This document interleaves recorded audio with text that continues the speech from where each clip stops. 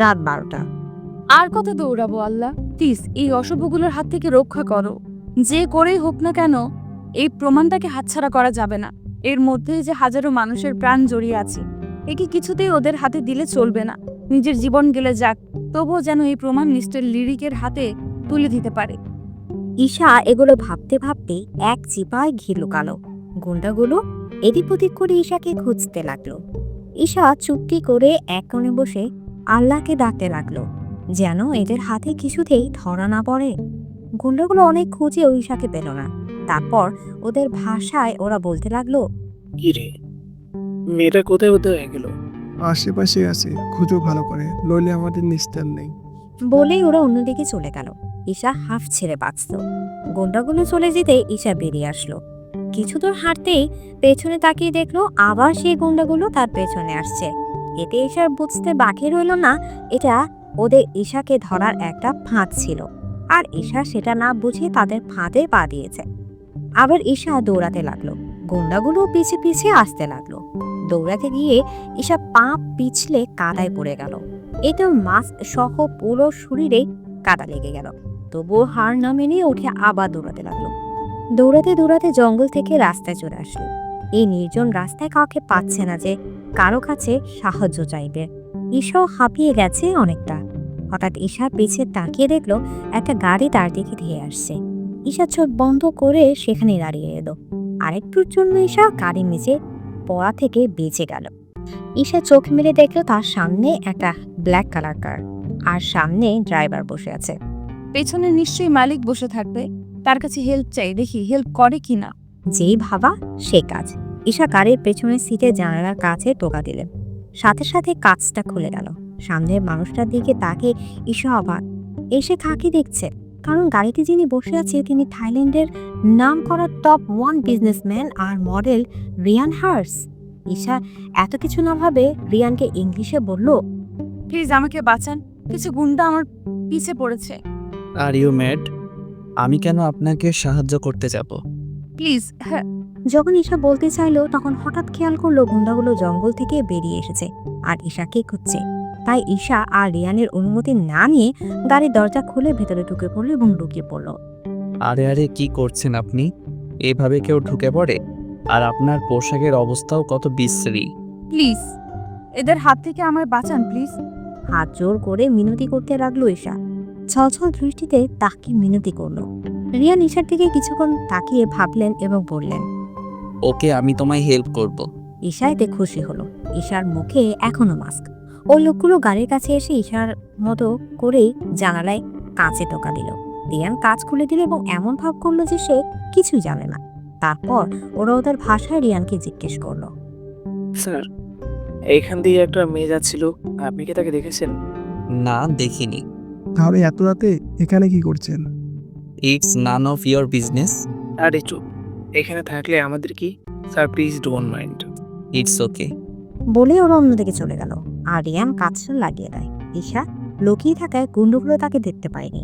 Thank you so much আমায় এদের হাত থেকে বাঁচানোর জন্য। It's okay. এখন বলো, তোমার আর কোনো হেল্প লাগবে? বেশি লাগবে না, আপনি শুধু আমাকে এই জঙ্গলের রাস্তা থেকে বের করুন, মেইন রোডে গিয়ে নামিয়ে দিয়েন। আমি সেখান থেকে ট্যাক্সি করে আমার গন্তব্যে চলে যাব। এখন রাত 1:39 বাজে, আপনি কি করে ট্যাক্সি পাবেন? আর আপনার পোশাকও তো নোংরা হয়ে আছে। এইটা আপনাকে ভাবতে হবে না, আমি ম্যানেজ করে নিতে পারবো। ওকে, তোমার যা ইচ্ছে। রিয়ান ভুল করে বাংলা বলে ফেলল। বাংলা বলায় ঈশা অবাক চোখে রিয়ানের দিকে তাকালো। তার মানে আপনি বাঙালি? তুমিও? হ্যাঁ। তাহলে তো ভালোই হলো, তাহলে যাওয়া যাক। হ্যাঁ অবশ্যই। ড্রাইভার চলো। ড্রাইভার গাড়ি স্টার্ট দিল। ঈশার সেভাবে বসে রইল আর এদিক সেদিক তাকতে লাগলো। এতে রিয়ান জিজ্ঞেস করলো, কি ব্যাপার, ওখানে কেন বসে আছো? সিটে বসছো না কেন? জায়গাটা আমার জন্য কোনো মতেই সেফ না, তাই এখান থেকে উঠতে পারবো না। বাই চান্স যদি কেউ দেখে ফেলে আমার নিস্তার নেই। ওরা কেন তোমায় ধরতে চাইছে? মারতে। হোয়াট? যা বলেছে তাই। কিন্তু কেন? ক্ষমা করবেন, এখন আমি কাউকে কিচ্ছু বলতে পারবো না। ওকে, তোমায় জোর করবো না। থামান থামান, এখানেই নামবো আমি। কিন্তু আশেপাশে তো কোনো ট্যাক্সি তো দূর, কোনো জনমানুষও নেই। ঈশা জানালা দিয়ে বাইরে তাকিয়ে দেখলো। সত্যি তো কোনো ট্যাক্সিও নেই। আর ট্যাক্সি না থাকলে মিস্টার লিরিকের কাছে যাবই বা কি করে? এই প্রমাণটা তো আজকে দিতে হবে। কি হলো, কি ভাবছো? আচ্ছা, আপনি আমায় এই ঠিকানায় নিয়ে যেতে পারবেন? হ্যাঁ, অবশ্যই। জি, ধন্যবাদ আপনাকে। ওখানে কি আপনার বাসা? না, তাহলে এত রাতে ওখানে কেন যাচ্ছেন? কাজ আছে। কাজ, তাও এই রাতে? সেটা আপনাকে ভাবতে হবে না। ওকে, অ্যাজ ইউ উইশ। এরপর আর দুজনের মধ্যে কোনো কথা হয়নি। এদিকে মেয়েটাকে পেলে? না বস, হাতছাড়া হয়ে গেছে। হোয়াট স্টুপিড, কি করে হাতছাড়া হলো? জানি না বস, হঠাৎ চোখের সামনে থেকে উধাও হয়ে গেল। স্টুপিড, ওটা একটা মানুষ, কোনো উদ্ভিদ প্রাণী না যে চোখের সামনে থেকে উধাও হয়ে যাবে। বস, আমরা তো চেষ্টা করছি। একটা সামান্য মেয়েকে তোমরা ধরে আনে আমার সামনে আনতে পারলে না, আবার তর্ক করছো। Sorry boss. আর কথা না বলে ফোন কেটে দিল। এদিকে রিয়ান ড্রাইভারকে চোখে ইশারা করতেই গাড়ি থামিয়ে দিল আর ঈশা ধন্যবাদ দিয়ে চলে গেল। আরে তোমার নামটা যা চলে গেল। মেয়েটা সত্যি অদ্ভুত, কোনো কথাই তেমন বলতে চায় না। কি জানে এই মেয়েকে মারতে চায়। আর মেয়েটার পুরো চেহারাও দেখতে পারলাম না। ড্রাইভার গো নাও। এদিকে ঈশা চারদিক ফিরে ফিরে দেখতে লাগলো কেউ আছে কিনা সেটা। চারপাশে ঘুরে ফিরে তাকিয়ে অবশেষে মিস্টার লাকিন এর বাসায় পৌঁছালো ঈশা। বিল্ডিংয়ের 8ম ফ্লোরে মিস্টার লাকিন থাকে। ঈশা লিফটে করে 8ম ফ্লোরে গেল এবং সেখানে যেয়ে মিস্টার লাকিনের দরজায় নক করলো। কিছুক্ষণের মধ্যে একজন মহিলা দরজা খুলে দিল। মহিলাটি মিসেস লাকিন। ঈশা তাকে থাইল্যান্ডের ভাষায় বলল, সেনসামরাত বাহাব কপ ক্রুদিমাই, আমি কি স্যারের সাথে দেখা করতে পারি?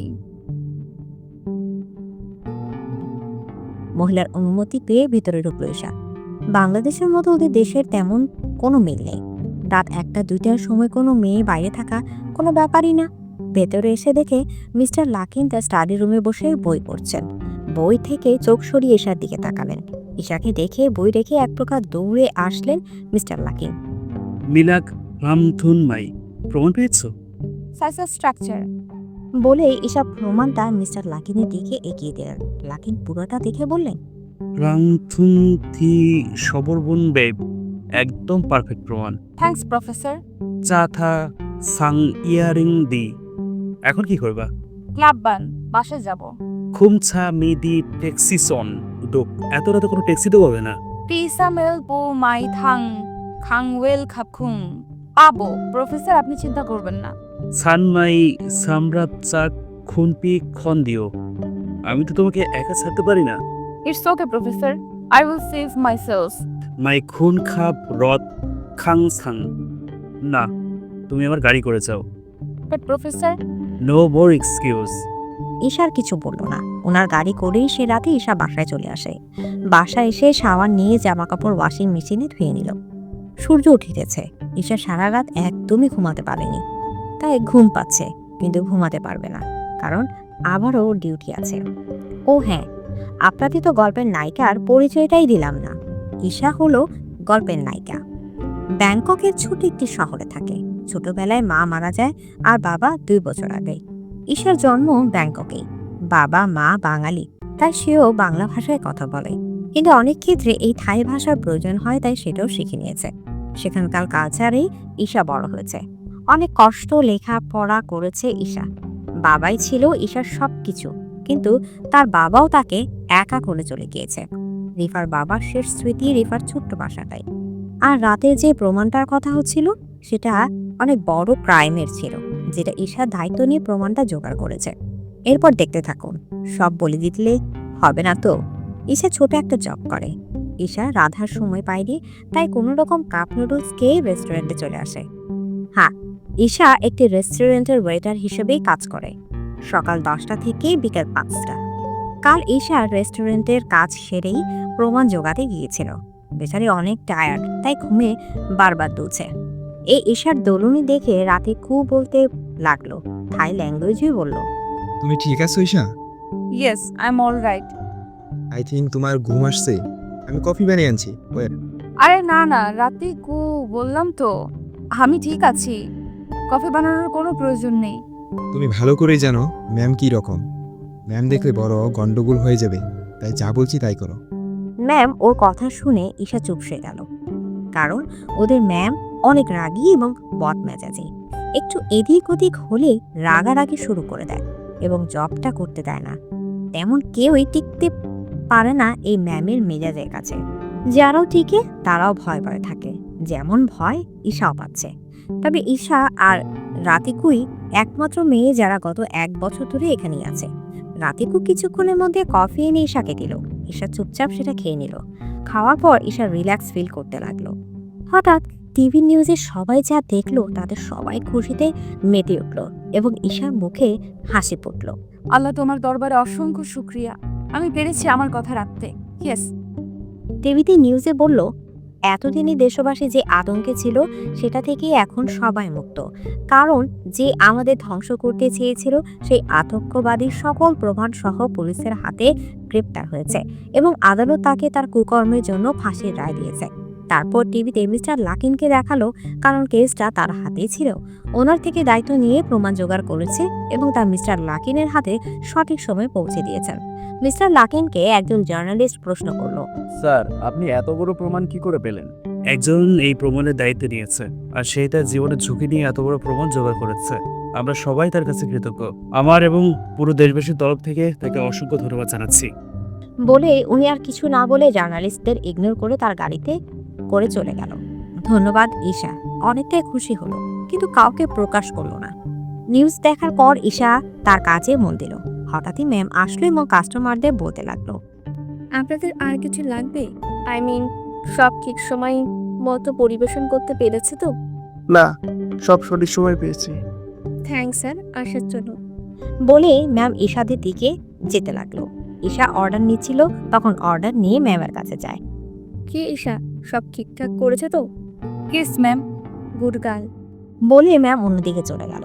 এদিকে রিয়ান, ওঠ, আর কত ঘুমাবি? আর একটু ঘুমাতে দে না বোন। আর কত ঘুমাবি? তোর না অফিস আছে, দেরি হয়ে যাচ্ছে তো। অফিসে কথা শুনে রিয়ান লাফতে উঠল। কয়টা বাজে? 10:48। হোয়াট? হোয়াট? আমি তো তোকে কতক্ষণ ধরেই ডাকছি। ওহ আপুই, 12টি ইম্পর্টেন্ট মিটিং আর তুই এখন ডাকছিস? আমি তোকে এখন না 2 ঘন্টা ধরে ডাকছি। ও গড। বলে দৌড়ে ওয়াশরুমে ফ্রেশ হতে চলে গেল। এই ছেলেকে নিয়ে আর পারি না। প্রতিদিন রাতে লেট করে বাড়ি ফিরবে আর সকাল হলে তাড়াহুড়ো। ধুর। এদিকে বলে রায়না সার্ভেন্ট দিয়ে রুম গুছিয়ে নিল। রিয়ান ফ্রেশ হয়ে নাস্তা করে অফিসে চলে গেল। আমাদের গল্পের হিরোর নাম রিয়ান হার্স, থাইল্যান্ডের নাম করা টপ বিজনেসম্যান এবং মডেল। রিয়ান এত বড় বিজনেসম্যান হয়েও তেমন অহংকার নেই। অতিরিক্ত কোনো কিছু যেমন ভালো না, ঠিক তেমনি রিয়ানের মধ্যে বিদ্যমান। কারণ এই অহংকারের জন্যই সে তার হাসিখুশি পরিবারটাকে হারিয়েছে। তবে রাগ আছে ওর মধ্যে। রিয়ান আর তার বোন রাইনা, 2 ভাই বোন একসাথে থাকে। রাইনা বিয়ে করেছে, ওর হাজবেন্ড প্যারিসে থাকে, ওখানে তার বিজনেস। রাইনাকে নিতে চেয়েছিল, বাট রিয়ান এখানে একা হয়ে যাবে ভেবে যায়নি। যতই হোক কলেজার ছোট ভাই বলে কথা, তাই রাইনা তার ভাইয়ের সাথেই থাকে। তার মায়ের মতো করে রিয়ানকে আগলে রাখে। এনিওয়েজ, এর পরেরটা আস্তে আস্তে জানতে পারবেন। এদিকে ঈশা প্রায় অনেকক্ষণ কাজ করলো। লাঞ্চ ব্রেকে চুপচাপ বসে আছে রাতিকু ঈশার সামনে। এমন সময় ম্যাম দৌড়ে এসে বলল, তাড়াতাড়ি রেডি হয়ে নাও, আমাদের রেস্টুরেন্টে টপ বিজনেসম্যান আর তার ক্লায়েন্টরা আসছে। Okay ma'am. তারপর সবাই মিলে একটু বোঝগাছ করে নিল। ঈশা এখনো জানে না যে রিয়ান আসবে। কিছুক্ষণের মধ্যে 2টা সাদা কার এবং 2টা কালো কার রেস্টুরেন্টের সামনে এসে পার্ক করলো। তারা রেস্টুরেন্টে ঢুকতেই সবাই ওয়েলকাম স্যার বলে উঠল। ঈশাও করলো। তারপর মাথা উঠিয়ে দেখে রিয়ান। রিয়ানকে দেখে তো ঈশা অবাক। পালানোর চেষ্টা করলে পরক্ষণে মনে পড়ে থাকে তো রিয়ান দেখেনি। তাই ঈশা হাফ ছেড়ে বাঁচল। রিয়ান ভেতরে গিয়ে এক কোণায় গেল। বডিগার্ডসরা চেয়ার ছেড়ে দিতে রিয়ান এবং তার ক্লায়েন্ট বসে পড়ল। ক্লায়েন্ট রিয়ানকে ইংলিশে জিজ্ঞেস করলো, মিস্টার হার্স, এই রেস্টুরেন্টটা কি আপনার? না, আমার আন্ডারে আছে, কিন্তু এর মালিক অন্য কেউ। তা ডিলের ব্যাপারে ডিসকাস করা শুরু করি। Yeah sure. তারপর 2জন আলোচনা করতে লাগলো। ঈশা একটু দূরে কাজ করছিল, তখন ঈশার কাছে একজন বডিগার্ড আসলো। 2 কাপ কফি পাঠিয়ে দেন। Okay sir. বডিগার্ড চলে গেলে ঈশা তাড়াতাড়ি করে কফি বানিয়ে রাতিকুকে ধরিয়ে দিল। রাতিকু অবাক হয়ে বলল, আমাকে ধরিয়ে দিলে কেন? কারণ কফিটা ওনাদের তুমি দিয়ে আসবে। পাগল নাকি? এখানে আমার অনেক কাজ আছে, এগুলো ফেলে যেতে পারবো না। আমি এদিকটা সামনে নিতে পারবো, তুমি যাও। কেন? ম্যাম আমায় কাজটা দিয়েছে। এখন যদি এসে দেখে আমার জায়গায় তুমি কাজটা করছো, তাহলে আমার চাকরি শেষ। না বাবা, তুমি যাও, আমি আমার চাকরি হারাতে পারবো না। ঈশা এবার কি করবে বুঝতে না পেরে শেষে বাধ্য হয়ে কফিটা নিয়ে রিয়ানের সামনে গেল। রিয়ান না তাকিয়ে বলল, এখানে রাখো। Okay sir. ঈশার কণ্ঠ শুনে রিয়ান ঈশার দিকে তাকালো ভ্রু কুঁচকে। তারপর গভীর দৃষ্টিতে ঈশার চোখ আর চেহারাটা দেখল। ঈশাকে দেখে রিয়ান মুগ্ধ হয়ে গেল। মিস্টার হার্স, ঈশা তাড়াতাড়ি সেখান থেকে কেটে পড়ল। বলুন। তার ডিল ফাইনাল তো? Yeah, of course. থ্যাঙ্কস মিস্টার হার্স। It's my pleasure. তা আমি এখন যাই। হ্যাঁ, অবশ্যই। তারপর ক্লায়েন্ট চলে গেল আর রিয়ান সেখানে বসে বসে ভাবছে ঈশার কথা। তৎক্ষণাৎ তার মনে পড়ে গেল কাল রাতে মেয়েটার মানে ঈশার কথা।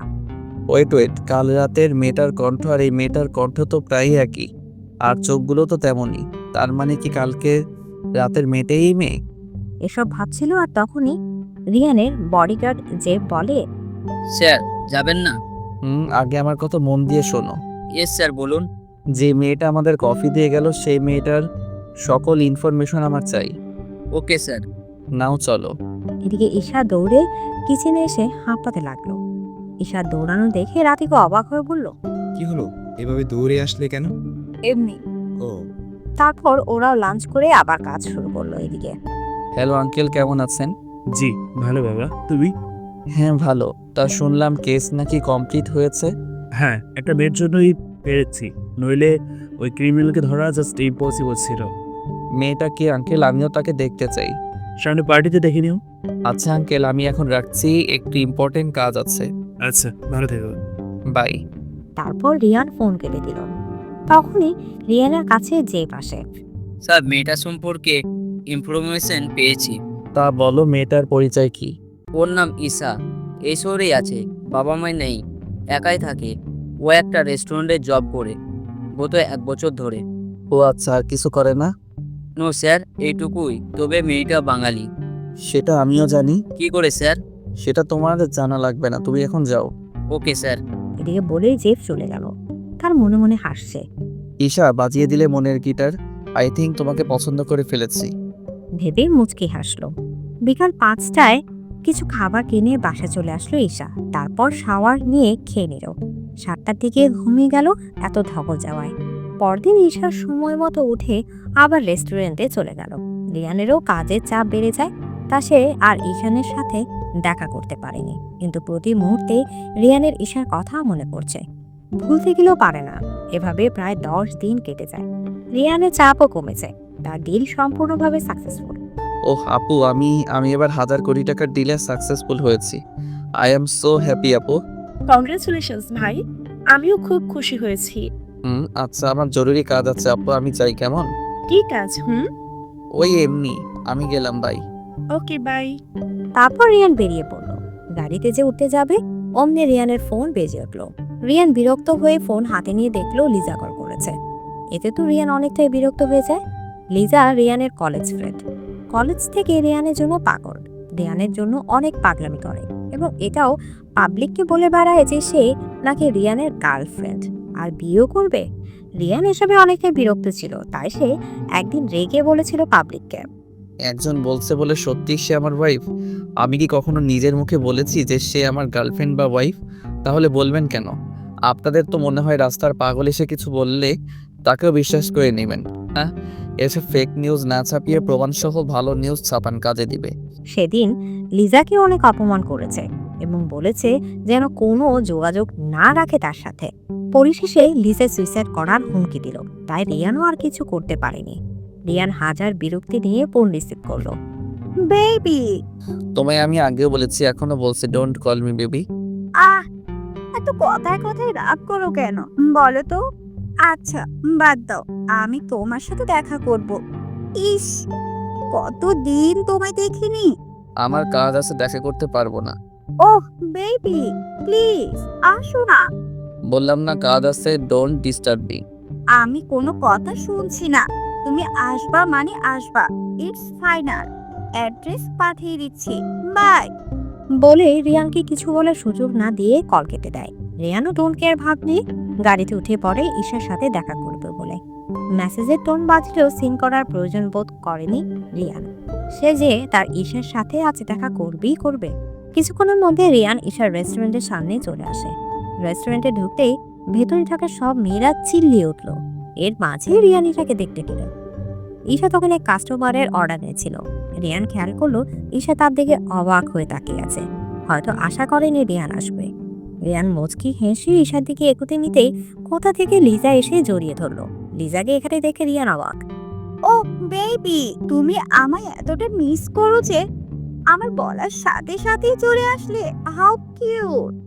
রিয়ান রেগে লিজার থেকে নিজেকে ছাড়িয়ে বলল। Go to hell stupid. এদিকে বলে রেস্টুরেন্টের এক কর্নারে গিয়ে বসলো। লিজাও রিয়ানের পিছু পিছু গিয়ে রিয়ানের সামনে বসলো। রিয়ানের মন চাচ্ছে সকালের সামনে লিজাকে কয়েকটা চড় লাগিয়ে দিতে। Waiter, yes ma'am. Waiter, 2 cup cold coffee please. Okay ma'am. বলেই ঈশা চলে গেল, আর রিয়ান ঈশার যাওয়ার পানে তাকিয়ে রইল। এদিকে লিজা সে কখন থেকে বকবক করেই যাচ্ছে, কিন্তু রিয়ানের কোনো হুঁশ নেই। থাকবে কি করে, সে তো তার ঈশাকে দেখতেই ব্যস্ত। ঈশা কিছুক্ষণের মধ্যে কফি বানিয়ে রিয়ানদের দিকে আসতে নিচ্ছিল। তখনই কয়েকজন ড্রাঙ্ক করা গুন্ডা ঈশার সামনে এসে দাঁড়ালো। এতে রিয়ান রেগে লাল হয়ে যায়। ঈশা অনেকটা বিরক্ত হয়ে বলে, what the hell, leave me alone. Why baby, you always for you. তখনই লিজার কল আসে, তাই সে কথা বলতে অন্য সাইডে চলে যায়। Shut up and get lost from here. No, you want you baby. এদিকে বলেই ঈশার দিকে এগোচ্ছিল, অমনি রিয়ান ঈশার সামনে এসে দাঁড়ালো। Don't disturb her otherwise. বলে রিয়ান ছেলেগুলোকে বাইরের দিকে ইশারা করলো। ছেলেগুলো বাইরে তাকালো এবং দেখলো বাইরে পুলিশ। পুলিশ দেখে ছেলেগুলো ঢোক গেলে সেখান থেকে কেটে পড়লো। রিয়ান পিছে ঘুরে ঈশাকে জিজ্ঞেস করলো, are you okay? Yeah, thank you sir. এই, তুমি এই ওয়েটার সাথে কি করছো? Liza, behave yourself. ওকে ওকে, নাও চলো কফিটা শেষ করি। এমন সময় রিয়ানের কল আসলো। Yes, O I am really sorry, I forget. Okay, wait, I am coming. বলেই ফোন কেটে দিল রিয়ান। সরি লিজা, আমার যেতে হবে আর্জেন্ট। ওকে। তারপর রিয়ান বিল পে করে চলে গেল, কিন্তু রিয়ান তার একটা ব্যাগ রেখে যায়। ঈশা ব্যাগটা দেখতেই সাথে সাথে রিয়ানকে পেছন থেকে ডাকে, কিন্তু রিয়ান এতটাই তাড়াহুড়ো ছিল যে ঈশার ডাক শুনতে পায়নি। ঈশা রিয়ানের কিছু পিছু নিল রিয়ানকে ব্যাগটা দেওয়ার জন্য। রিয়ান গাড়ি করে যায়, তাই ঈশাও ট্যাক্সি করে রিয়ানের পিছু নিতে থাকে। পিছু নিতে নিতে ঈশা একটি বড় শুটিং ক্লাবে ঢুকে পড়লো। বারবার শুনুন শুনুন করে পেছন থেকে ডাকছে, কিন্তু রিয়ান কিছুতেই শুনছে না। ঈশা রিয়ানের পিছু নিতে নিতে একটা শুটিং টানেতে চলে আসলো। যে রিয়ানের কাঁধে হাত রাখবে ব্যাগটা দেওয়ার জন্য, তখনই দুইটা মেয়ে আরেকটা মধ্যবয়সী লোক ঈশার সামনে এসে দাঁড়ালো এবং ফিসফিস করে বলতে লাগলো। ঈশাকে কোনো মতেই আর রিয়ানের কাছে যেতে দিল না, আর ঈশাও রিয়ানকে হারিয়ে ফেললো। রিয়ান চেঞ্জিং রুমে চলে আসে চেঞ্জ করার জন্য।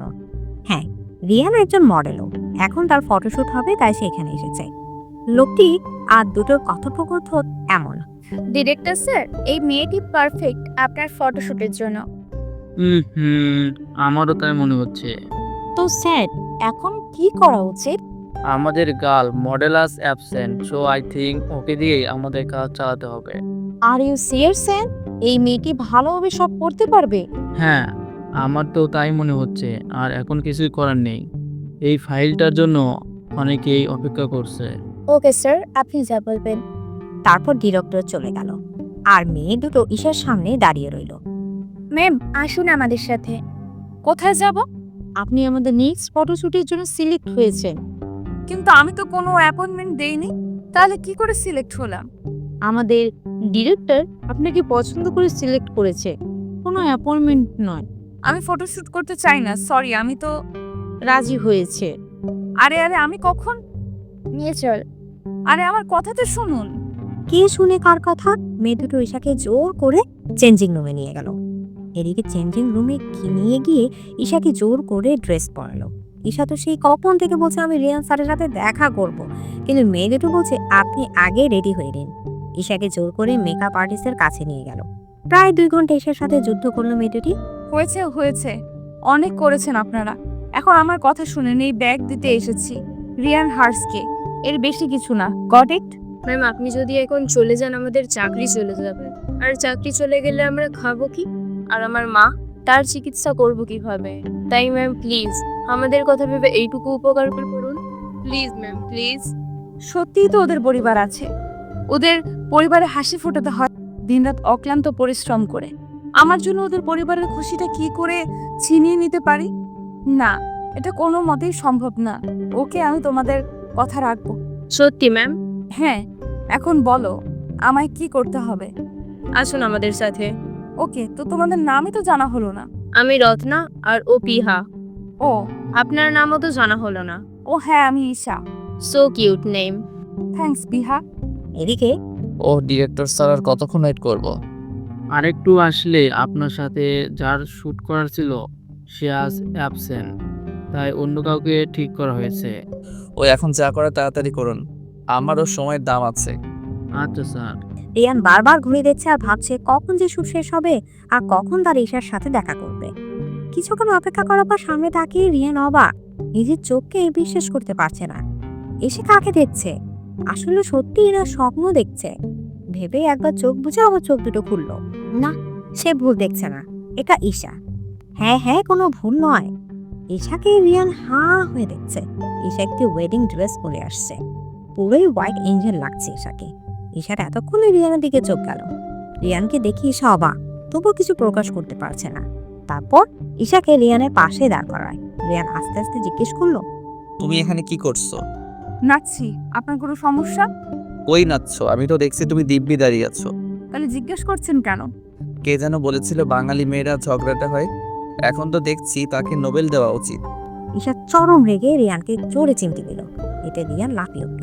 রিয়ানের লাফানোর দিকে ডিরেক্টর উত্তেজিত হয়ে বলল, ইউলো মিস্টার হাস, এনি প্রবলেম? না তেমন কিছু না, মনে হয় পিঁপড়া কামড়িয়েছে। আপনাদের যা করার তাড়াতাড়ি শুরু করুন। স্যার, ম্যাম এভাবে পোজ দিন। ওকে তো ডার্লিং, পারবে তো? মাইন্ড ইউর ল্যাঙ্গুয়েজ মিস্টার হার্টস। Okay okay. তার ফটোগ্রাফার ঈশাকে বলল রিয়ানের কাঁধে হাত রাখতে বলে, আর রিয়ানকে বলে ঈশার কোমরে হাত দিতে। এটা শুনে ঈশার শরীর দিয়ে কেমন যেন শীতল হাওয়া বয়ে গেল। রিয়ান মুচকি হেসে ঈশার কোমরে হাত দিল। এতে ঈশা কেঁপে উঠে আর রিয়ান হাসে। কি হলো, আমার কাঁধে হাত দাও। ঈশা আস্তে আস্তে চোখ মেলে মাথা নাড়ালো আর কাঁপা কাঁপা হাতে রিয়ানের কাঁধে হাত রাখলো। দুজন দুজনের অনেকটাই কাছে। ঈশা ভারী ভারী নিঃশ্বাস ফেলছে, কারণ এই প্রথম কোনো ছেলের এত কাছে সে।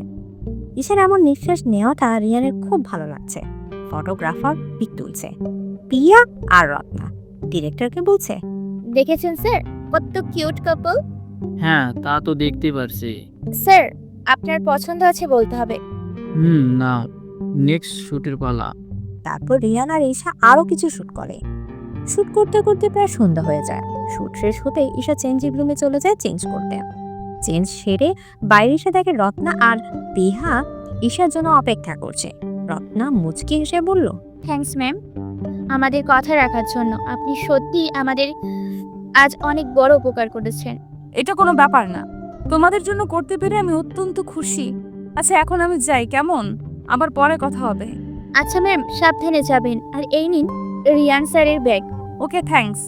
আমি এখন যাই, কেমন? আল্লাহ হাফেজ। ম্যাম আল্লাহ হাফেজ মানে কি?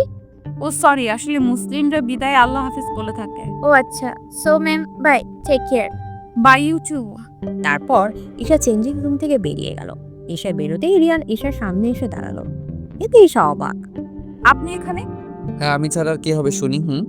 আপনি এত বাচাল, জানতাম না তো। পাগল বলো, বাচাল বলো, যা ইচ্ছা বলো, আমি বলবো সবটাই তোমার জন্য। উফ, হয়েছে, অনেক বলেছেন। এখন আপনার ব্যাগটা নিন। আপনার এই ব্যাগ আজ আমায় অনেক ঝামেলায় ফেলেছে। ও আচ্ছা, তুমি আমায় ব্যাগটা দিতে এসেই ফেসেছো? বাহ, ব্যাগ, তুই যদি মানুষ হতি তাহলে আমার সবকিছু তোরে দিয়ে দিতাম।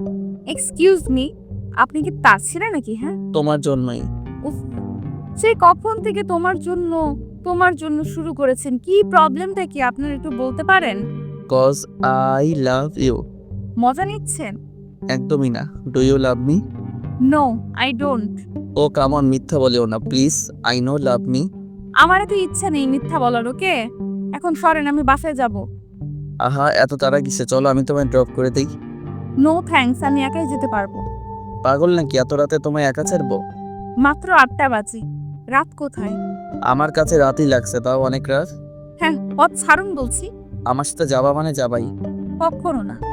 বলে রিয়ানকে ধাক্কা দিয়ে ঈশা পালাতে নিল। অমনি রিয়ান হাত ধরে ফেললো আর ঈশা রিয়ানের হাত থেকে ছাড়া পাওয়ার জন্য মুচড়ি করছে। আপনার সাহস কি করে হলো আমার হাত ধরার? আমার সাথে যাবে তাই? কখনো না। তাহলে আমিও ছাড়ছি না। আরে ডিরেক্টর স্যার কিছু বলবেন? ডিরেক্টরের কথা শুনে রিয়ান ঈশার হাত ছেড়ে পিছে তাকালো, কিন্তু ডিরেক্টর নেই আর ঈশা এই ফাঁকে পালালো। রিয়ান রেগে যে ঈশাকে বকতে যাবে, দেখে ঈশা গায়েব। রিয়ান তো সেখানে দাঁড়িয়েই হাসছে। এই মেয়ে তো হেব্বি চালাক, তবে আর কতক্ষণ পালিয়ে পালিয়ে বেড়াতে পারো সেটা আমিও দেখে নিব। বলে আবার হাসতে লাগলো। ঈশা ট্যাক্সি থেকে নেমে বাসা যাওয়ার জন্য হাঁটছে। এই রাস্তায় ট্যাক্সি চলাচল নিষেধ, শুধু নিজেদের গাড়ি ঢুকতে পারবে। আর ঈশা নিজের গাড়ি নেই, তাই হেঁটেই যায়। হেঁটে যাচ্ছিল, তখনই ঈশা গুলির শব্দ শুনতে পায়। আওয়াজটা আসছিল একটা ভাঙা ফ্যাক্টরি থেকে। এখানে কেউ থাকে না, গভর্নমেন্ট থেকে এটা ভাঙছে। গুলির শব্দ পেতে ঈশা মুখে মাস্ক পরে নিল আর হাতে গ্লাভস। তারপর খুব সাবধানে ফ্যাক্টরিটাতে ঢুকলো, কিন্তু ঈশা কাউকেই পেল না। কিন্তু দেখতে পেল একজন লোক মাটিতে কাতরাচ্ছে। ঈশা দৌড়ে লোকটার কাছে গেল, লোকটাকে হাড় বরাবর গুলি করেছে। ঈশা লোকটির মাথা নিজের কোলে রেখে বলতে লাগলো, আপনাকে কে মেরেছে? লোকটি শেষ নিঃশ্বাস ত্যাগ করলো। ঈশা নিশ্চিত হয়ে পড়লো আর তার অনেক খারাপ লাগছে। এটা ভেবে যে ঈশার সামনে একটা মানুষ ধুকে ধুকে মরল, কিন্তু ঈশা কিছুই করতে পারলো না। ঈশা তারপর কিছু না ভেবে আবার আড়ালে চলে গেল, কারণ যারা খুনি তারা যে কোনো সময় এসে চেকও করতে পারে। আড়ালে থেকে ঈশা মিস্টার লাকিনকে কল দিল। হ্যাঁ ঈশা, কেমন আছো? স্যার এখন এগুলো বলার সময় নেই, এখানে অনেক বড় সমস্যা হয়ে গেছে। কেন, কি হয়েছে? তারপর ঈশা প্রথম থেকে শেষ পর্যন্ত সবটা খুলে বলল। মিস্টার লাকিন সবটা শুনে কিছুক্ষণ চুপ থেকে বলতে লাগলো, আচ্ছা ঠিক আছে, দেখছি। কাল কিন্তু তোমার আরেকটা মিশন আছে, মিশন শুরু। হ্যাঁ প্রফেসর। পারবে তো সেটা সম্পন্ন করতে? কালকে তোমার পুরো জ্ঞান নিয়ে যেতে হবে কিন্তু। হ্যাঁ প্রফেসর, আমি পারবো, আমাকে যে পারতেই হবে। আচ্ছা ঠিক আছে, আর লাস্টটা যে জায়গায় আছে সেখানে থাকতে দাও, কাল সকালে যা করার করবো। আচ্ছা প্রফেসর, গুড নাইট। আর হ্যাঁ, অবশ্যই কিন্তু কালকে জ্ঞান নিয়ে আসবা, কাল তোমার নতুন পরীক্ষা, তৈরি থেকো। হ্যাঁ স্যার, আমি সময় মতো তৈরি থাকবো। ঠিক আছে, এখন তাহলে বাসায় চলে যাও, এখানে ওখানে নিরাপদ নও তুমি। আচ্ছা প্রফেসর, কাল দেখা হচ্ছে। Good night, bye. যত কথা রাখা ছিল এই বুকে জমা, তোমাকে জানিয়ে দিলাম ও প্রিয়তমা, তোমাকে জানিয়ে দিলাম ও প্রিয়তমা। চোখ বন্ধ করে ঈশাকে অনুভব করে গানটা গাইল। গানটা যেন ঈশাকে ডেডিকেট করে করা। গান শেষ করে পেছনে তাকাতে দেখে রাইনা হাতে হাত গুজে রিয়ানের দিকে ভ্রু কুচকে তাকিয়ে আছে। কি এইভাবে তাকিয়ে আছিস কেন? যে 4 বছরেও একবারও গিটার ছুঁয়ে দেখিসনি, সে আজ গিটার বাজিয়েছে, আমার সাথে গান। হাউ পসিবল ইয়ার? তো তুই জানলি কি করে আমি গান গেয়েছি? আমার রুম থেকেই শুনতে পেলাম। দেন এখানে এসে দেখি তুই গাচ্ছিস। প্রেমে পড়েছিস বুঝি? ও কেমন প্রেম, তাও আমি ইটস নট ফেয়ার দিই। সেটা আমার ভালোই বোঝা হয়ে গেছে। কোনটা কি এখন বলবি, না তোর পিছে গোয়েন্দা লাগাবো? উফ জি ভাই। রাইনার হাজবেন্ডকে জিবাই বলে রাখে। ভালোই করেছে তোমাকে নেয়নি, নইলে মাথা খেয়ে ফেলতে। কি বললি তুই? ঠিকই তো বললাম। জি ভাই নিজে বাঁচার জন্য আমার ঘাড়ে চাপিয়ে দিয়ে গেছে। তবে রে, বলে রিয়ানের দিকে তেড়ে গেল। আর রিয়ান রাইনাকে একটা টেডি বিয়ার ধরিয়ে দিল। রাইনা তো টেডি বিয়ার দেখে সেই খুশি, আর রিয়ান বেচারা হাফ ছেড়ে বাঁচল। রাইনা কিছুক্ষণ টেডি বিয়ারের দিকে দেখে নিল, তারপর বলল, আজ টেডি বিয়েটা দিলি বলে মারের হাত থেকে বেঁচে গেলি, কিন্তু আমি এখনো রেগে আছি। কিভাবে ভাঙাবো? সত্যি বলতে হবে। মিথ্যা কবে বললাম? আবার? ওকে ওকে কুল, এখন বল কি বলবি? কাউকে ভালোবাসিস? তোর থেকে যেহেতু আর লুকাতে পারবো না সেহেতু বলেই দিই। অবশ্যই অবশ্যই। তাহলে আমার উত্তর হলো হ্যাঁ। Like seriously? তুই আবার ভালোবাসা? কেন ভালোবাসতে পারি না বুঝি? আচ্ছা বল, কেমন দেখতে আর নাম কি? নাম ঈশার, দেখতে কেমন সেটা না হয় পরে দেখবো। ঠিক আছে, তা মেয়েটা আই মিন ঈশা কি করে? রেস্টুরেন্টের ওয়েটার। হোয়াট? সামান্য একটা ওয়েটারের প্রেমে পড়লি তুই? জানিস ওর কাজের থেকে ওর কথাবার্তা, মায়াবী ফেস, রাগী ফেস, মানে কি বলবো, সবকিছুই আমার বদভ্যাস হয়ে দাঁড়িয়েছে। রিয়ানকে এমন আনমনা দেখে রাইনা মুখ টিপে টিপে হাসছে। আর ভেতরে অনেক খুশি হলো এটা ভেবে যে তার ভাইটা একজন ভালো বাসার মানুষ পেয়েছে। তার মায়ের মৃত্যুর পর রিয়ান গান গাওয়া ছেড়ে দিয়েছে, আর আজ সেই রিয়ান মন খুলে গান গেয়েছে।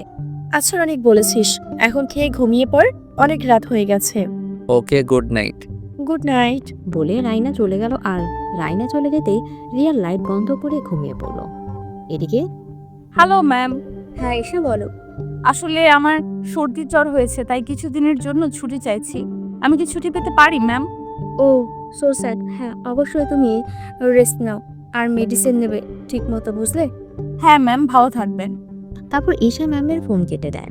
ফোন হাত থেকে রেখে আকাশের দিকে তাকিয়ে রইল। আল্লাহ, কাল থেকে আমার আরেক পরীক্ষা, আমি পারবো তো?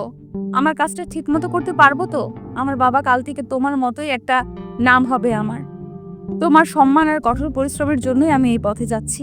পারবো তো তোমার মতো করে কাজ করতে? এসব ভাবতে ভাবতে ঈশার গাল বেয়ে দুফোঁটা জল গড়িয়ে পড়ল। তারপর তাড়াতাড়ি শুয়ে পড়ল, নইলে কাল যেতে লেট করে ফেলবে। পরদিন সকালে ঈশা ঘুম থেকে উঠে ফ্রেশ হয়ে নিল। তারপর নিজের রুমে গিয়ে একটি ফুলদানি হাতে নিল। সাথে সাথে সব দরজা জানালা খুলে গেল। সেটা থেকে আস্তে আস্তে সিঁড়ি দিয়ে নেমে চলে এলো, যাকে বলে আন্ডারগ্রাউন্ড হোম। এটা সম্পূর্ণ ঈশার বাবার তৈরি। উপরে যতটা সাধারণ, ওদের বাসার নিচে তার থেকেও বেশি আধুনিক আর সুন্দর। ঈশা যা করার এখানে করে। পুরো রুমটাতে খুব ভালো ফার্নিচার, ফটোগ্রাফ দিয়ে সাজানো। Isha black jeans, black dress, black mask, black shoe, black cap এবং হাতে ব্ল্যাক গ্লাভ। ক্যাপটাকে এমনভাবে পরলো কেউ ঈশার চোখ দেখতে পারবে না। তারপর ঈশা রুমের আরেকটা সাইডে গেল এবং একটা সুইচ চাপলো। সুইচ চাপতে বেরিয়ে এলো বিভিন্ন ধরনের বন্দুক আর রাইফেল। ঈশা সেখান থেকে নিজের পছন্দ মতো একটা গান নিল। তারপর আবার সেই সুইচটা চাপলো। অমনি গান আর রাইফেলগুলো আগের মতো দেখা যায় না। গানটা নিয়ে ঈশা আরেক দিকে গেল। সেখানে একটা গাড়ি রাখা। ঈশা এমনভাবে সেজেছে যে ঈশার ছেলে না মেয়ে, এটা কেউই বুঝতে পারবে না। ঈশা গাড়ির দিকে যেতেই একটা রিমোট চাপলো। সাথে সাথে একটা রাস্তা বেরিয়ে আসলো। ঈশা গাড়ির ড্রাইভিং সিটে বসলো।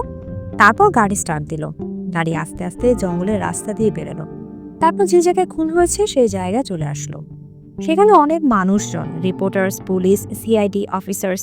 ঈশার গাড়ি পার্ক করতে পুলিশরা এগিয়ে গেল। ঈশা ক্যাব ঠিক করে গাড়ি থেকে নামলো। সকল বিনিয়ার লোক আর মানুষজনের ফোকাস এখন ঈশার দিকে। ঈশার সম্পর্কে এখনো কেউ জানে না, আর বুঝতেও পারছে না ঈশা ছেলে নাকি মেয়ে। ঈশা সবাইকে ইগনোর করে লাশটার দিকে গেল। লাশটার কাছে যেয়ে তদন্ত করতে লাগলো কি হয়েছে। সত্যি তো এটাই ঈশা কাল রাতে যা করার করেছে। এখন শুধু লোক দেখানো যেন কেউ বুঝতে না পারে ঈশা এর আগেও এখানে এসেছে। একজন বলে উঠল, এখানে সবকিছু ভালোভাবেই চেক করা হয়েছে।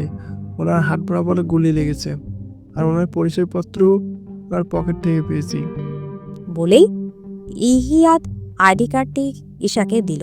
ঈশা কোনো কথা না বলে কার্ডটি হাতে নিল এবং নাম ঠিকানা দেখতে পেল। লোকটির নাম মিজান, বয়স 53, আর সাথে ঠিকানা দেখে নিল। ঈশা ইহিয়াতকে কার্ড দিয়ে দিল এবং বলল, লোকটির ফোন থেকে তার রিলেটিভস বা পরিবারকে এক্ষুনি আসতে বলুন। এদিকে বলেই ঈশা অন্যদিকে চলে গেল ক্লু খুঁজতে। ইহাত কণ্ঠ শুনে বুঝতে পারলো ঈশা মেয়ে, কিন্তু সেটা প্রকাশ করলো না, কারণ তাদের মেয়ের অফিসারই তাদের আদেশ দিয়েছে যেন ঈশার ব্যাপারে যাই জানুক না কেন যাতে প্রকাশ না করে। ঈশা খুঁজতে খুঁজতে রক্তে পেলেন, তবে সেইটা অনেকটা শুকিয়ে আছে। সেটা দেখতে আরেকজন অফিসারকে ডাকলো এবং বলল এই রক্তটা আর মিস্টার মিজানের রক্তটা মিলিয়ে দেখতে। রক্তটা এবং মিস্টার মিজানের লাশটা একজন অফিসার নিয়ে গেল। এদিকে রিয়ান অফিসে যাওয়ার আগে ঈশার রেস্টুরেন্টে গেল ঈশার সাথে দেখা করার জন্য। সেখানে রিয়ানকে দেখে রাতিকো অবাক। রিয়ান অনেক খুঁজে ঈশাকে পেল না, তাই রাতিকোকে জিজ্ঞেস করলো, এই যে মিস ঈশা কোথায়? জি স্যার। ঈশা কোথায়? ও ঈশা তো আসেনি। আসেনি মানে কেন? অসুস্থ তাই আসেনি। কি হয়েছে আমার ঈশার? জ্বর ঠান্ডা মনে হয়। ও মাই গড। বলেই রিয়ান বেরিয়ে গেল আর সোজা ঈশার বাসায় গিয়ে গাড়ি থামলো। রিয়ান বারবার বেল বাজাচ্ছে, কিন্তু ঈশা কোনো খবর নেই। এতে রিয়ান আরো চিন্তিত হয়ে পড়েছে। তারপর আর অপেক্ষা করতে না পেরে শেষে রিয়ান তার বডিগার্ডদের দরজা ভাঙতে বলল। এদিকে রিয়ান দরজা ভেঙে ভেতরের দিকে দেখে ঈশা বেঘোর ঘুমাচ্ছে। ঈশার ঘুমন্ত মায়াবী চেহারা দেখে রিয়ানের কেমন জানি নেশা ধরে যাচ্ছে। রিয়ান তার বডিগার্ডদের বেরিয়ে যেতে বলল, তারাও বেরিয়ে যা। আর রিয়ান আস্তে আস্তেই ঈশার দিকে এগোচ্ছে। ঈশাকে রিয়ান যতই দেখছে ততই পাগল হচ্ছে। রিয়ান ঈশার পাশে বসে এক ধ্যানে ঈশার দিকে তাকিয়ে আছে।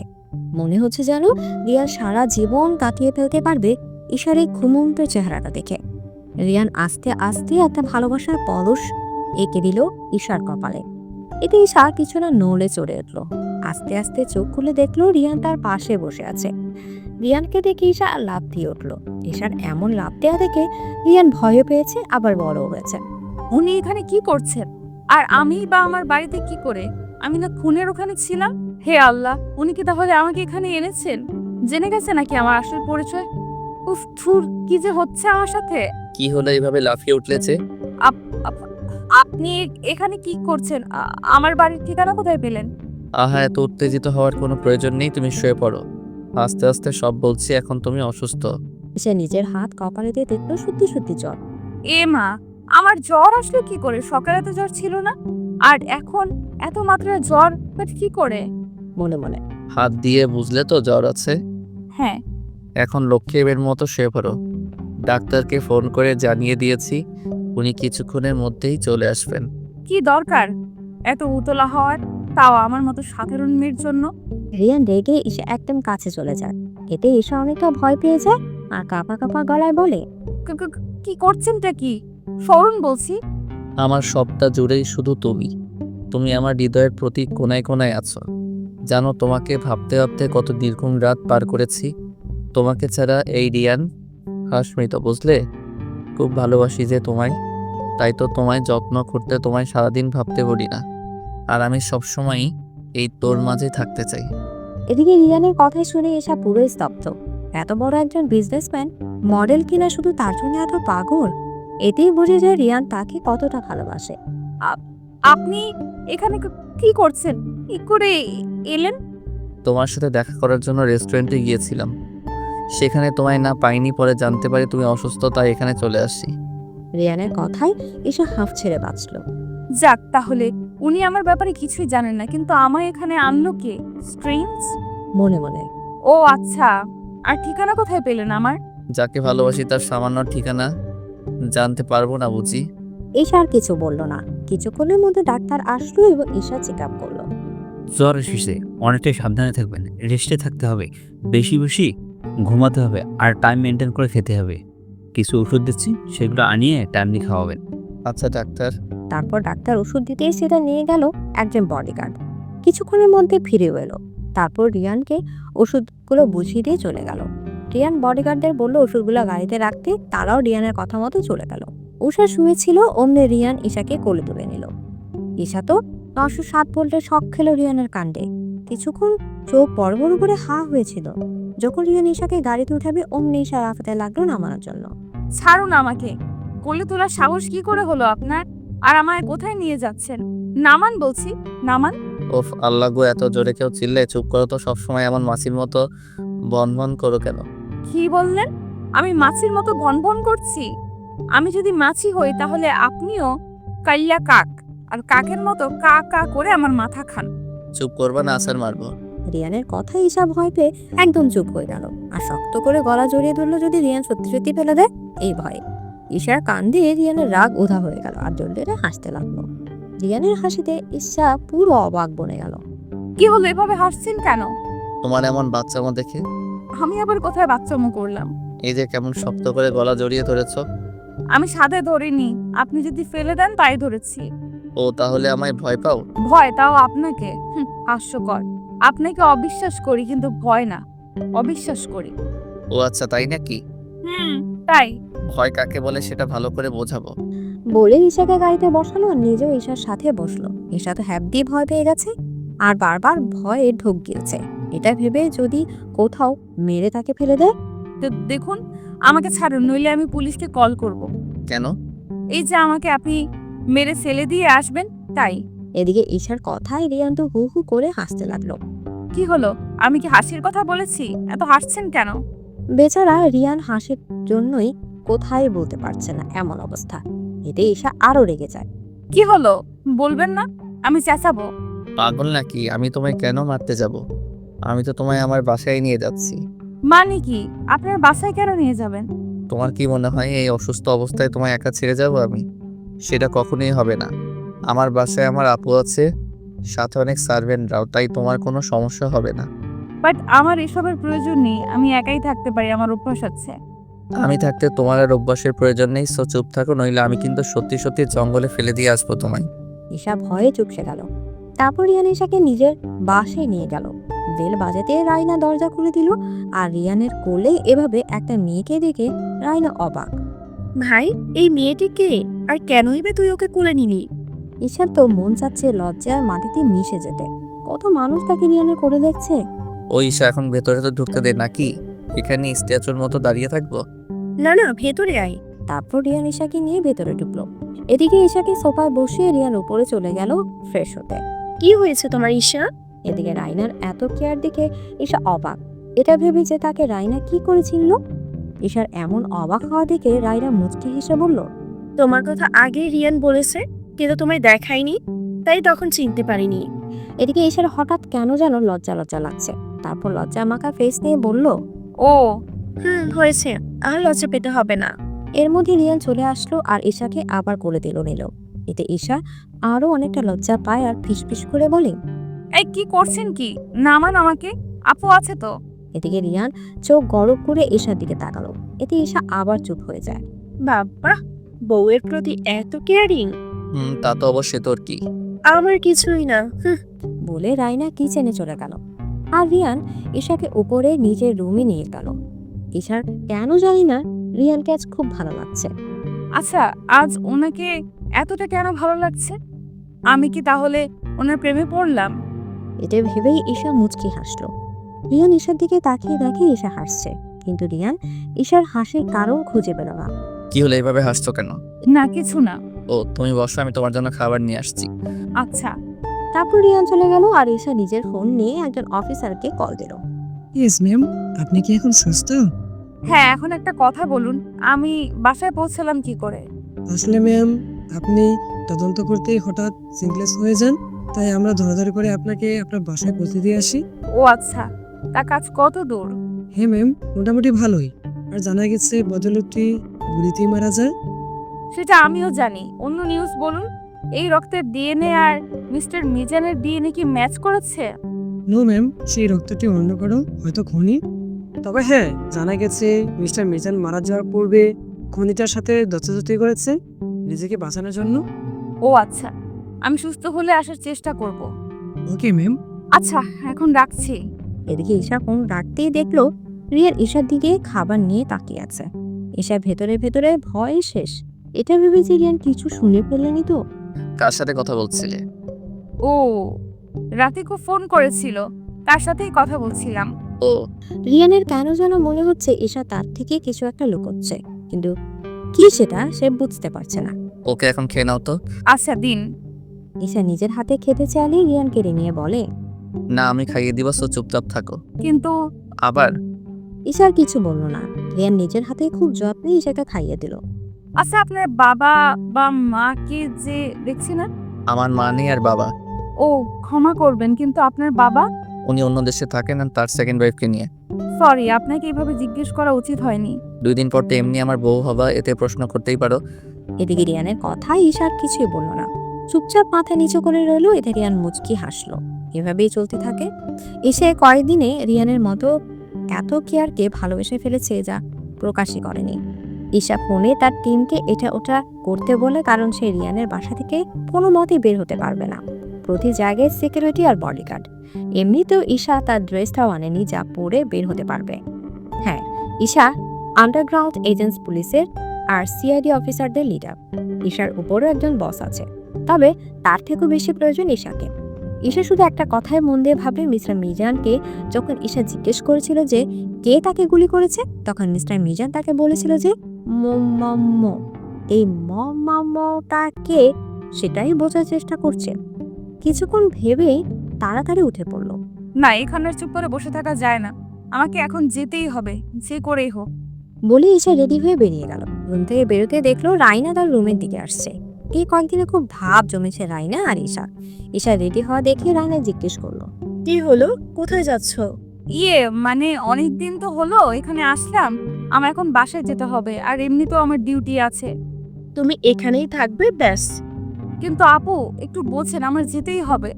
বললাম না কোথাও যেতে পারবে না। ওকে এখানে থাকবো, কিন্তু আমার পুরনো বাসাটাকেও যে ছাড়তে পারছি না। বাবার সাথে কত স্মৃতি জড়িয়ে আছে বাড়িটার। ও আচ্ছা আচ্ছা, তো যাও, সমস্যা কোথায়? আচ্ছা, বলেই যেতে নিল অমনি বলল, আমাদের গার্ড তোমায় পৌঁছে দিয়ে আসবে। ঠিক আছে তাই হবে। তারপর রিয়ানদের এক গাড়িতে করে ঈশাকে তার বাসায় পৌঁছে দিয়ে আসলো।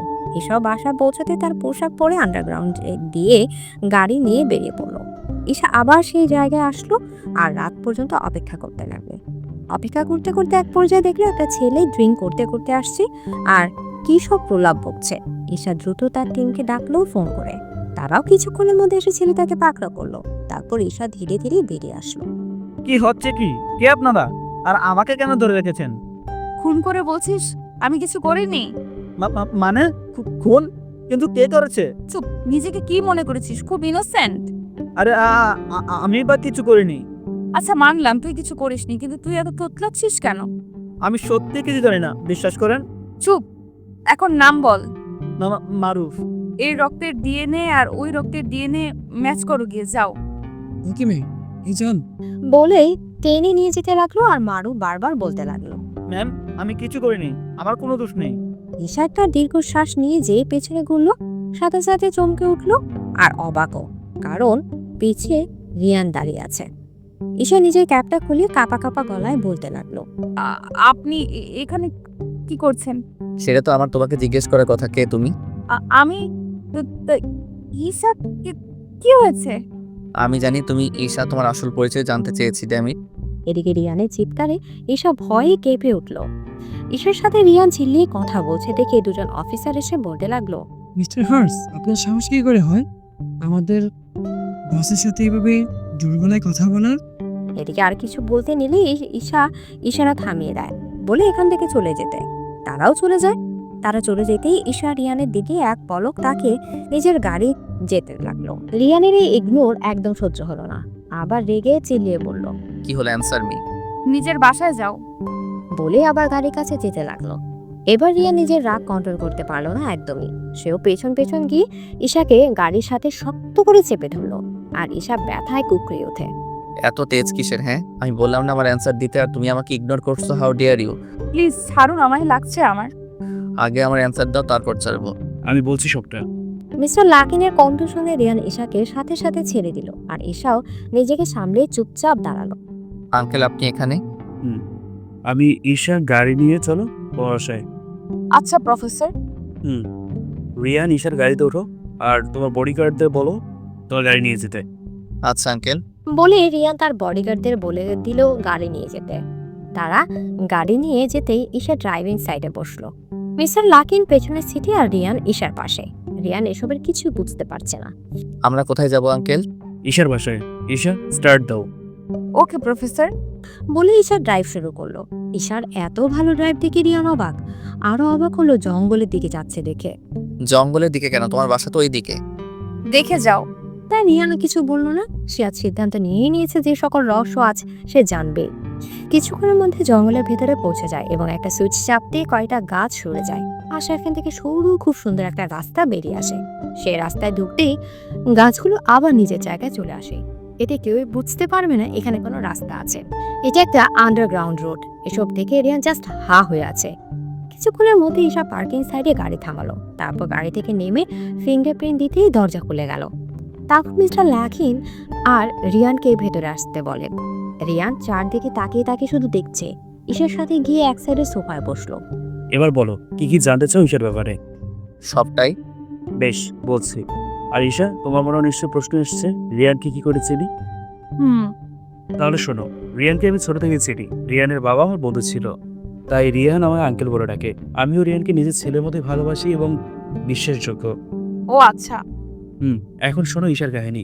ঈশা হচ্ছে এদেশের আন্ডারগ্রাউন্ড এজেন্স এর কমান্ডার প্রিন্স ইলিয়াক খানের একমাত্র কন্যা ঈশা খান। ঈশার বাবার পরিচয়ে রিয়ান অবাক, কারণ ইলিয়াস উনি ছিলেন অত্যন্ত মেধাবী এবং খুব ভালো একজন কমান্ডার। তার মতো অধিক বুদ্ধি কারও ছিল না। আর না ছিল তার সাথে পাঙ্গা নেওয়ার মতো কারোর সাহস। মিস্টার লাকিন আবার বলতে শুরু করলেন। ঈশার জন্মের পরপরই ঈশার মা মারা যায়, তাই তার সুরক্ষার জন্য ইলিয়াস আমার কাছে ঈশাকে নিয়ে আসে। সেই ছোট থেকেই ওকে নিজের হাতে মানুষ করেছি। ইলিয়াসও আসতো তার মেয়ের সাথে দেখা করতে। বেশ ভালোই চলছিল দিনকাল।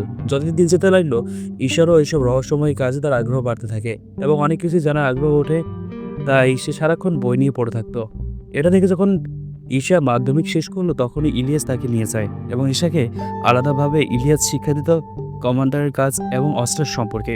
ঈশা দিন দিন অনেকটাই পারদর্শী হয়ে যায়।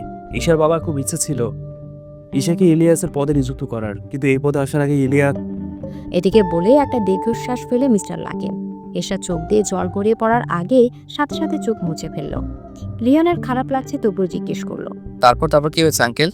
ঈশার লেখাপড়া যখন প্রায় শেষ তখন ইলিয়াসের হঠাৎই হার্ট অ্যাটাক হয়। শেষবারের মতো শুধু আমায় একটা কথাই বলেছিল, তার মেয়ে যেন কারো প্রকাশ্যে না থাকে এবং ঈশাকে যেন ইলিয়াসের পদে নিযুক্ত করা হয়। সেদিন থেকে ঈশাও নিজেকে প্রস্তুত করতে থাকে। 2 বছর আরও অনেক ভালো প্রশিক্ষণ নেয়। তারপর আসে ওই আতঙ্কবাদীর বোমা হামলার বিষয়টা। সেটা শুধুমাত্র ঈশার জন্য সফল হয়েছে। ঈশাই অনেক কঠিন পরিশ্রম করে আর তার বুদ্ধি দিয়েই খুব নিখুঁত প্রমাণ জোগাড় করেছিল। সেদিন বলেছিলাম না তোমাকে একটা মেয়ে শুরু করেছে, ঈশাই সেই মেয়ে, বুঝলে? সমস্ত ব্যাপারটা শুনে রিয়ান বাকরুদ্ধ। সে ভাবতে পারছে না ঈশা এতটা ভালো কিছু করতে পারে, অথচ রিয়ান ঈশাকে সামান্য ওয়েটার হিসেবে চিনত। কোনো ওয়েটারের আড়ালে এত কিছু হবে সেটা বোঝা দেয়। তখনই ঈশার ফোনে কল আসলো। ঈশা রিসিভ করলো। হ্যালো, আচ্ছা এখন ওকে পিটিয়ে সত্যিটা পেট থেকে বের করো। আচ্ছা এখন রাখছি, কাল সকালে দেখা হবে। বলে ঈশা ফোন কেটে দিল। কি হয়েছে? প্রফেসর, ওই মারুফের ডিএনএ সাথে ওই রক্তের ডিএনএ ম্যাচ করেছে। বাহ, এটা তো ভালো খবর। ফাইনালি আরো একটা কেস সলভ হলো, কি বলো? ঈশা উত্তরে শুধু মুচকি হাসলো। মিস্টার লাকিন আবার জিজ্ঞেস করলো, তা এখন বলো তো তোমাদের মধ্যে কিসের সম্পর্ক, কি করেছিল দুজনকে? ঈশা তো চুপসে গেল আর মাথা নিচু করে রইল। রিয়ান হেসে সবটা খুলে বলল। সব শুনে মিস্টার লাকিন বলে ওঠে, বিয়ে করবা ঠিক আছে, তবে এখনই। মিস্টার লাকিন এর কথায় ঈশা আর রিয়ান হতবাক। কি বলতে চাইছে মিস্টার লাকিন? মানে? তোমার জীবন বিপদে আছে ঈশা। তোমার আর রিয়ানের বিয়ে পাবলিকের সামনে হওয়াটা খুবই সমস্যার, তাই বলছি আমার কথা শোনো। কিন্তু ঈশা পাবলিকের সামনে গেলে কি সমস্যা হবে আঙ্কেল? কারণ ইলিয়াসের ইচ্ছে তার মেয়েকে যেন প্রকাশ্যে বিয়ে দেয়া না হয়। ও তাহলে তো এখনই হওয়া উচিত। ঈশা তুমি রাজি? ঈশা একবার মিস্টার লাকিনের দিকে তাকালো। সে ইশারা করলো রিল্যাক্স। বাবার মৃত্যুর পর প্রফেসরকেই নিজের বাবা বলে মেনেছি, আর কি? আপনাকেও নিজের অজান্তে ভালোবেসে ফেলেছি, তাই আপনাকে বিয়ে করতে রাজি। ঈশার কথায় রিয়ান হাসলো, কিন্তু ভেতরে ভেতরে সে অনেকটাই খুশি এটা ভেবে যে ঈশা তাকে ভালোবাসে। রিয়ানের ইচ্ছা করছে ঈশাকে শক্ত করেই জড়িয়ে ধরতে। I love you Isha, I love you so much. তোমার ছাড়া এই রিয়ান যে মূল্যহীন। কিন্তু রিয়ান চাইলেও কিছু বলছে না, কারণ তাদের সামনে মিস্টার লাকিন বসে আছে। আমার ঈশা মাও তো রাজি, তো চলো এখন গির্জায়।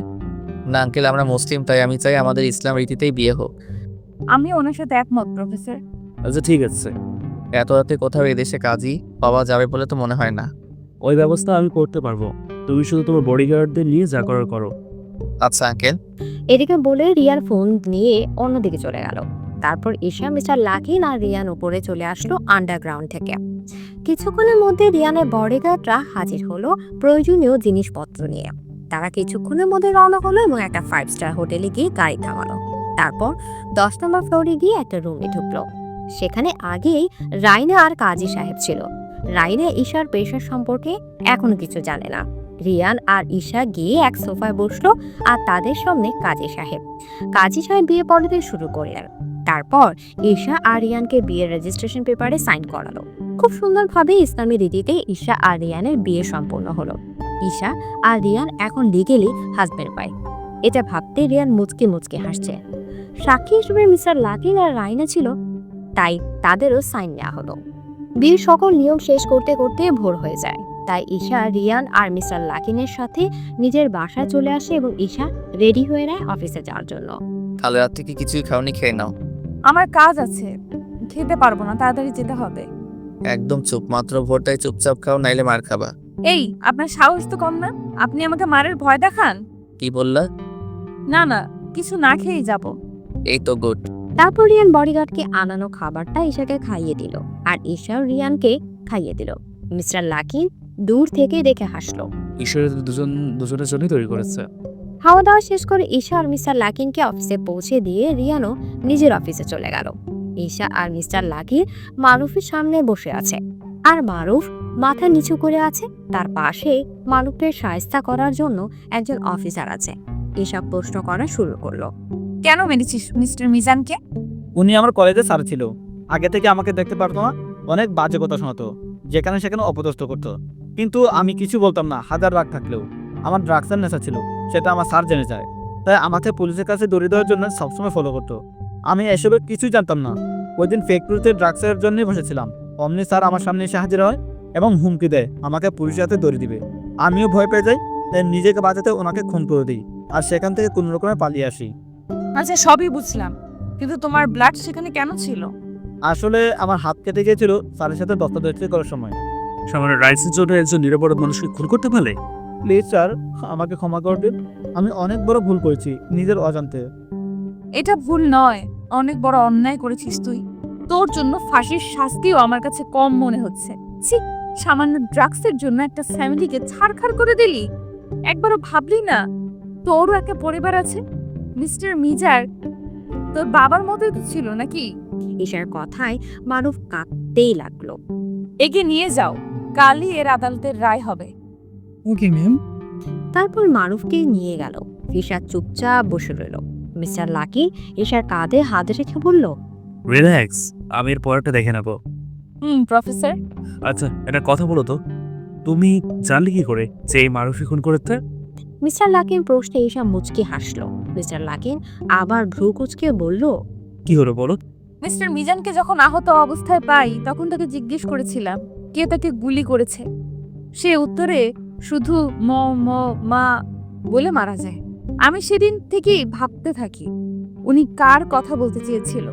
পরের দিন যখন ওনারা খুনের তদন্ত করতে থাকে তখন রক্ত আর কিছু ড্রাগস পাই, সেগুলোকে ফরেন্সিকে পাঠিয়ে দেয়। কিন্তু এগুলো কোনোটাই মিস্টার মিজানের ডিএনএ ম্যাচ করেনি, আর ড্রাগসও মিস্টার মিজানের ব্লাডে পাওয়া যায়নি। সন্দেহ আরো বাড়ে। তারপর একদিন হুট করে মাথায় এলো মিস্টার মিজানের বলা শেষের কথা। তাই ওনার যত রিলেটিভস, ফ্যামিলি, স্টুডেন্ট আর টিচার্স, বন্ধু বান্ধব সবার নামে খোঁজ নিলাম কার নামের মধ্যে এম আছে প্রথম। সো এরকম অনেকেরই খোঁজ পেলাম, কিন্তু কাকে ছেড়ে কাকে বলবো তা ঠিক বুঝতে পারলাম না। পরে আবার মনে হলো এখানে যেহেতু ড্রাগস পাওয়া গেছে, তাহলে যে ড্রাগস নিয়েছে সে আবার আসবে। তাই কাল রাত পর্যন্ত অপেক্ষা করলাম। রাতে দেখি মারুফ সেখানে ড্রাগসের জন্য এসেছে। তখনই পাকড়াও ঘুরি ব্যথাতে। খুব ভালো পরিকল্পনা। আচ্ছা প্রফেসর, আমার রেস্টুরেন্টে যেতে হবে। আচ্ছা চলো, তোকে পৌঁছে দিয়ে আসি। আচ্ছা প্রফেসর। তারপর ঈশা চেঞ্জ করে মিস্টার লাকিনের সাথে রেস্টুরেন্টে চলে যায়। গাড়ি থেকে নেমে ম্যামের সাথে দেখা করে কাজে লেগে পড়ে।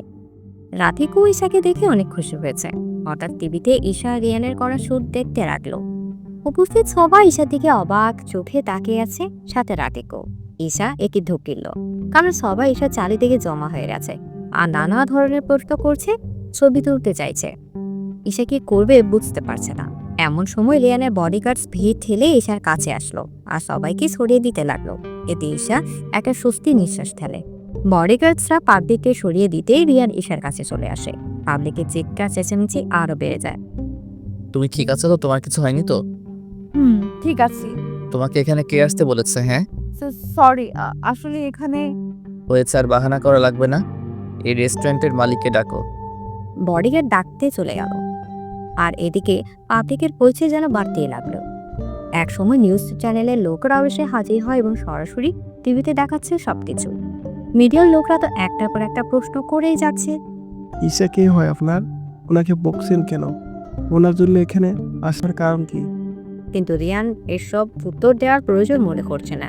এক পর্যায়ে অনেক বিরক্তি আর রাগী হয়ে বলল, she is my wife and I save her. Any problem? Riyan married. এটা শুনে সবাই অবাক। শুরু হলো আরো হাজার দফা প্রশ্ন। ঈশার এসব জাস্ট বিরক্ত লাগছে। এমন সময় ম্যাম আসলো। ইয়েস স্যার, কিছু বলবেন? ঈশা আর এখানে কাজ করবে না। কিন্তু কেন স্যার? আমার ওয়াইফের এই ধরনের জব করার দরকার মনে করছি না। হোয়াট? ঈশা আপনার ওয়াইফ? এখন আমরা আসছি। বলে ঈশার হাত ধরে বেরিয়ে আসলো। এই পুরোটুকু সব জায়গায় ছড়িয়ে গেল। ঈশা রিয়ানের বাসায় আছে। বাসায় আসার পর থেকে টানা 10 দিন এসে একটা কথাও বলছে না। রিয়ানের সাথে মুখ ভার করে বসে আছে, খাচ্ছেও না ঠিক মতো। এই প্রবলেম কি তোমার? এমন করছো কেন আমার সাথে? কথা বলবেন না আমার সাথে। বলেই যে রিয়ানের সামনে থেকে উঠতে নিবে, রিয়ান রেগে ঈশার হাত ধরে হেঁচকা টান দিলে। তবে এতে ঈশা রিয়ানের বুকে গিয়ে পড়ে। রিয়ানের কাণ্ডে ঈশা অনেকটা অবাক, তবু ছাড়ানোর চেষ্টা করতে লাগলো। করছেনটা কি? ছাড়ুন আমায়। আমার বউকে ধরলে তোমার এত অসুবিধা হয় কেন বলো তো? Are you jealous? ফালতু কথা কম বলেন আর ছাড়ুন আমায়। আচ্ছা ছাড়বো, তার আগে একটা পাপ্পা দাও। আমার বইই গেছে দিতে, ছাড়ুন। ওকে আমি নিয়ে নিচ্ছি। বলে রিয়া নিজের ঠোঁট দুটো দিয়ে ঈশার ঠোঁট দুটো আঁকড়ে ধরলো। ঈশার চোখ দুটো রসগোল্লার মতো হয়ে গেল। তারপর ছড়ানো বৃথা চেষ্টা করতে লাগলো। প্রায় অনেকক্ষণ পর রিয়ান ঈশাকে ছাড়ালো। এবার বলো তোমার প্রবলেম কি? কেন আমার সাথে কথা বলছো না? তাড়াতাড়ি বলো, নইলে আবার। না না বলছি। এই তো গুড, তাড়াতাড়ি। তখন আপনি ওয়েটারদের অসম্মান দিয়ে কথা বলছিলেন, তাই। কাজ ছোট হোক বা বড়, মানুষের ভালোর জন্য তো করে, তাই না? তাই এইভাবে অসম্মান করা মোটেও উচিত না। ওরাও মানুষ, সেটা ভুলে যান। আর আমি নিজেই তো ওয়েটার ছিলাম। আচ্ছা বাবা, ভুল হয়েছে, এবার তো কথা বলো। শাস্তি পেতে হবে। আবার কি শাস্তি? কান ধরে উঠবস। হোয়াট? মিস্টার রিয়ান হার্শ, যা বলছি করুন। আমি কিন্তু কমান্ডার, চাইলে আপনাকে সব কিছু করতে পারি, এমনকি আপনার কোম্পানিকে নিজের করতে পারবো। যথাজ্ঞা ম্যাডাম, যদি আমার কোম্পানি চলে যায় তাহলে এমন শুকনো কাঠ বউটাকে কি খাওয়াবো? কি বললেন? আমি শুকনো কাঠ? তা নয় তো কি? দাঁড়ান, দেখাচ্ছি মজা। বলে ঈশা রিয়ানের পিছু ছুটতে শুরু করলো। পুরো বাড়ি দৌড়ালো। পরে রুমে এসে বালিশ নিয়ে টানাটানি শুরু হয়ে যায়। ফলে সব তুলোগুলো দিয়ে পুরো রুম ভরে গেল। ঈশা রিয়ানকে ধাক্কা দিয়ে তুলোতে ফেলে দিল আর খিলখিল করে হাসতে লাগলো। আমাকে রাগানোর শাস্তি এটাই। বলেই হাসতে লাগলো ঈশা। আর রিয়ান কিছুটা বলে উঠলো। আমাকে রাগানোর শাস্তিও তোমায় দেখাচ্ছি। বলে ঈশাকে টেনে ফেলে দিল। আজ দুইজন খুব খুশি। হাসতে হাসতে একজন আরেকজনের দিকে তুলো ছুটছে। এর মধ্যে রাইনা এসে রুমের অবস্থা দেখে অবাক। এই তোরা কি বাচ্চা? এই কি অবস্থা করেছিস রুমের? ফাসলামুর একটা সীমা থাকা উচিত। ও তাই নাকি? বলে রাইনাকে এনে তুলোর বিছানায় ফেললো। রিয়ান আর ঈশা তো হাসতে হাসতে শেষ। রাইনা তো রেগে মেগে শেষ। এই চলছে তাদের জীবন।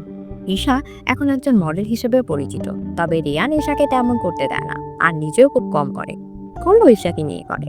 আর ঈশার তো ডিটেকটিভ আছেই, আর রিয়ানের অফিস। ব্যস্ততার মাঝেও তাদের দুজনের ভালোবাসা এক ফোঁটাও কমেনি। হাজারো ব্যস্ততা থাকলেও দুজন দুজনকে বিভিন্ন কাজে হেল্প করে এসেছে। এর মাঝে ঈশা প্রেগনেন্ট হয়। খবরটা শুনে রিয়ানকে যে কি খুশি ভাষায় প্রকাশ করার মতো না। 5 বছর পর। হেই পাপ্পা, জানো আমিও মাম্মামের মতো করে মডেল ছেতেছি। আমি তো আমার আতুম ফুলা পুতুমটা ফুলেতে। বা আমার আম্মুটা তো দেখছি খুব জিনিয়াস। ও আত্মা পাপ্পা, মাম্মা এখনই আতেন সেনু। কিছুক্ষণের মধ্যে চলে আসবে সোনা। এই তো আমি মাম্মামের কাছে চলে এসেছি। ঈশাকে দেখে ইফা রিয়ানকে ছেড়ে ঈশাকে শক্ত করে জড়িয়ে। তুমি খুব পসা, আমালে ছেলে কোথায় চাও? কত মিট করি তোমালে জানো? মিস ইউ টু সোনা। এই দেখো আমি চলে এসেছি। ঠিক আছে ঠিক আছে। এখন মাম্মাকে একটা কিস দাও। ইফা ঈশাকে একটা পাপ্পি দিল আর ঈশাও দিল। এসব দেখে রিয়ান বলল, বাহ বাহ, মাম্মামকে পেয়ে পাপ্পাকে ভুলে গেছে। না পাপ্পা, তুমিও আতো। আমার মাম্মা তো তোমারই মাম্মাম। ইফার কথা শুনে ঈশা ঠোঁটে কামড় দিল। রিয়ান তো এতে রেগে গেল। ওইটা তোমার মাম্মাম, আমার না। ওইটা আমার বউ, বুঝলা? বউ কখনো মাম্মাম হয় না। খাম্মাও কি হয় না? ইফার কথাতে ঈশা তো হাসতে হাসতে পড়ে যাচ্ছে। আর রিয়ান তো আরো রেগে গেল। কি বললে খাম্মা? তারাও দেখাচ্ছি মজা। বলে বাবা মেয়ে পুরো বাড়ি দৌড়াতে লাগলো। আর ঈশা সেখানে দাঁড়িয়ে হাসতে হাসতে বসে পড়ল। সত্যি এই দুটোকে নিয়ে আর পারি না। রাতে ঈশা শুয়ে আছে। যেই রিয়ান ঈশার পাশে শুলো, অমনি ইফা রিয়ানকে ধাক্কি দুজনের মাঝখানে এসে শুলো। রিয়ান নিজের ফেস অসহায় গুলো বলতে লাগলো, হে আল্লাহ, কি দুশ্মনী করে আমাকে এমন এক বজ্জাত মেয়ে দিলা যেখানে একটুর জন্য বউয়ের ধারে কাছেও যেতে দেয় না। ইফা একটা কথা বলো তো, তুই কি সত্যি আমার মেয়ে? মেয়ে হয়ে বাবার সাথে এত শত্রুতা কিসের? আমি তোমার মেয়ে না, আমি আমার মাম্মামের মেয়ে। বলে ঈশার গায়ে হাত পা দিয়ে ঘুমিয়ে পড়লো। আর ঈশা তো হাসছে রিয়ানের অবস্থা দেখে। এটা প্রতিদিনের রুটিন। সারাক্ষণ ঈশাকে নিয়ে বাবা আর মেয়ের ঝগড়া লেগেই থাকে। ঈশা তো এদের দুজনের কাহিনী দেখতে দেখতে বিরক্ত। খাওয়ার সময়, ঘুমানোর সময়, ঘুরতে যাওয়ার সময়, বলতে গেলে দিন রাত 24 ঘন্টায়। রিয়ান ইফাকে একটা ধমক দিলে ইফা দুইটা দেয়। তবে যতই ঝগড়া হোক দুজন আবার মিলেও যায়। বেঁচে থাকুক এমন খুনসুটি ভালোবাসা। আর ভালোবাসার পরিবারগুলো এরকমই দুষ্টু মিষ্টির মতোই হোক।